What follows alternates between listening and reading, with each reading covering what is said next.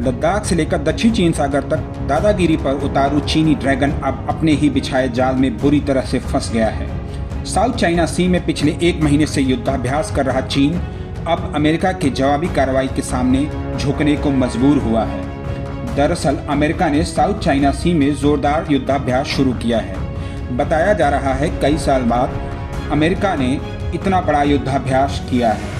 इसका असर यह हो रहा है कि चीन चौतरफा घिर रहा है और सोमवार को उसे लद्दाख में अपनी सेना को पीछे हटाने के लिए मजबूर होना पड़ा है।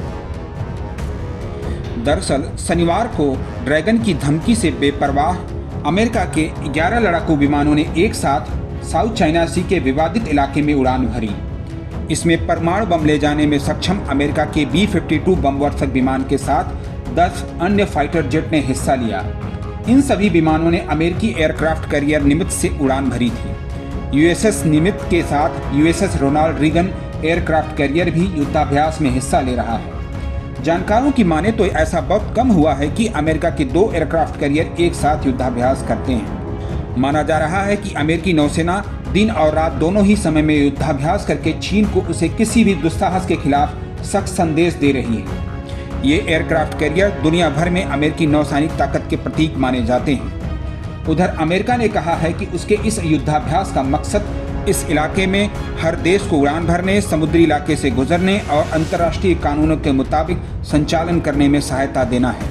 यही नहीं, अमेरिका ने यह भी स्पष्ट संकेत दिया है कि वह कोरोना वायरस को फैलाने के लिए चीन के खिलाफ दंडात्मक कार्रवाई करने के लिए तैयार है।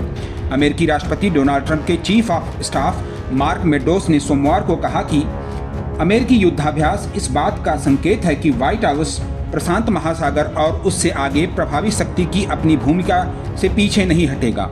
उन्होंने कहा कि हमारा रुख सख्त बना रहेगा, फिर चाहे वह भारत के साथ चीन के विवाद से जुड़ा हुआ हो या कहीं और। मेडोस ने कहा कि हम मूक दर्शक नहीं बने रहेंगे, फिर चाहे चीन हो या कोई और।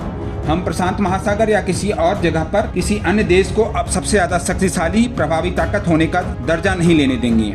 हमारी सैन्य ताकत मजबूत है और आगे भी मजबूत बनी रहेगी, फिर चाहे वह भारत और चीन के बीच संघर्ष से जुड़ा हुआ हो या कहीं और। मेडोस ने कहा कि अमेरिका का मिशन है कि यह सुनिश्चित किया जाए कि विश्व यह जाने कि अमेरिका अभी भी दुनिया की श्रेष्ठ सैन्य ताकत है। यही नहीं, अमेरिकी राष्ट्रपति डोनाल्ड ट्रंप ने भी ट्वीट करके चीन को घेरा। उन्होंने कहा कि चीन ने अमेरिका और पूरी दुनिया का बहुत नुकसान किया है। ड्रैगन खुद को अपने घर में घिरा देख भारत के साथ लद्दाख में डील करने को मजबूर हो गया। चीन ने अब गलवान घाटी में संघर्ष वाली जगह से अपने सैनिकों को 1.5 किलोमीटर पीछे हटा लिया है।